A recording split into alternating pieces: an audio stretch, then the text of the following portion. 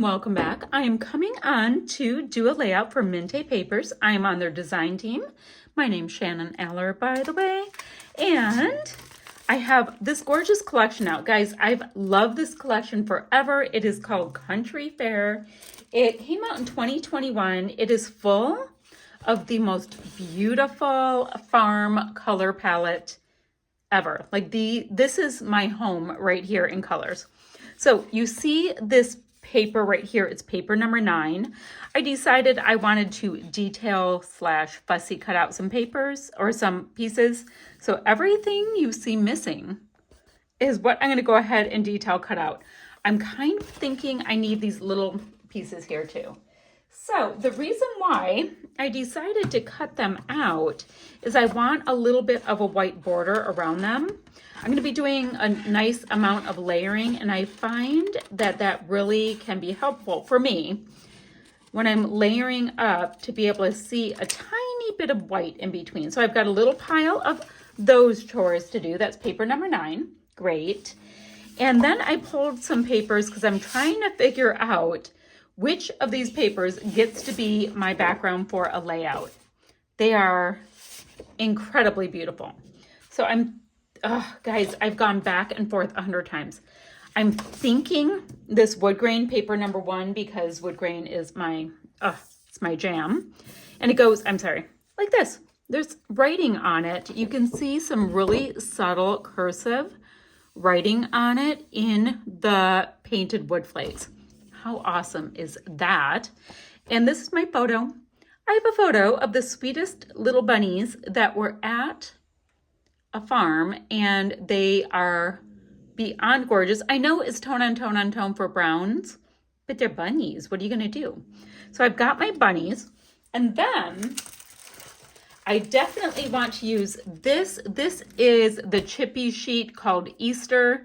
I thought to get in some of these sweet little rabbits would be so cute with this. I just got to decide if they're bunnies facing that way, or both, whatever. And there's little Easter eggs. So, and there's a really cute shaped bunny here too. So maybe 1, 2, 3. So I'm gonna have bunnies, right? Then, since I want my bunnies to be kind of on a hill, you know, they're sweet little bunnies. Maybe if I come in with this piece, and let me see what the other papers I have handy dandy are.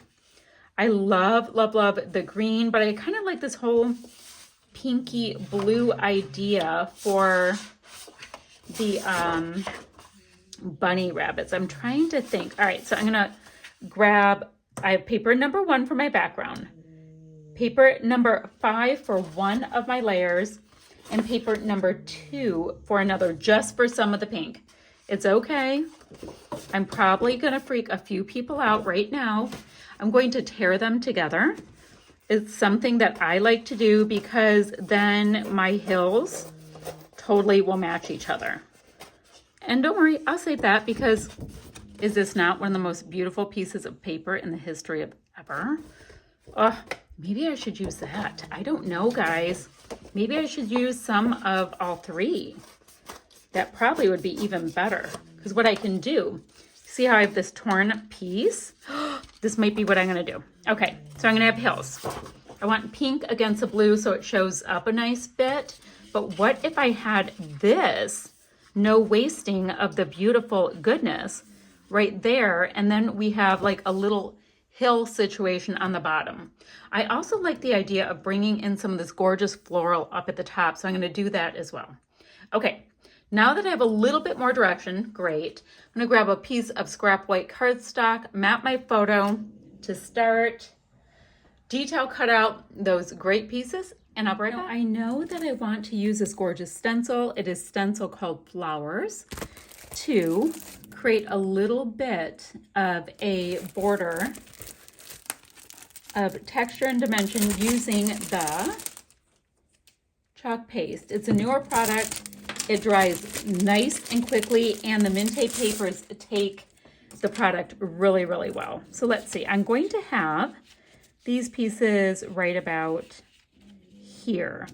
So I'm going to want the stencil work probably about right there. Nice and easy. Don't have to think about it too hard, but it's a product I absolutely love. Like I said, it dries really, really quickly. I'm going to go ahead and tuck this right about here and stencil all the way across. Now, there is a lot already going on with this beautiful wood grain, but it totally does not matter. This will add a little something something with the florals and the bunnies and all of that showing through just a little bit. I think it's going to be the perfect pretty little touch. I'm gonna just grab the excess. There we go. Pull it up, and how pretty. So I'm gonna set this aside to dry while I'm getting my chippies out and detail cutting my little pieces. So I'm starting to attach my papers down. I have them torn as we did that together. You saw that. Now I'm just doing a little bit of bending for some extra texture and dimension and interest and all that kind of thing. And quite frankly, I just love it. I like with these double-sided papers that you can see a little hint of the color that's on the other side. So I've got my sweet little bunnies. Right now, they're just painted a nice bright white. And I've got the little eggs and the happy Easter. I decided to go with the two bunnies, so they're gonna be facing the photo, and just a few little fun Easter eggs that I get to decorate up. Now, I do have my photo placed right there, and I'm going and looking at these gorgeous die cuts and just getting a nice little arrangement of them. I mean, they're so pretty, and I wish I had 10 of this collection. It's just perfection. My kind of perfection. My color palette, the spring kind of theme to it. It's just absolutely beautiful.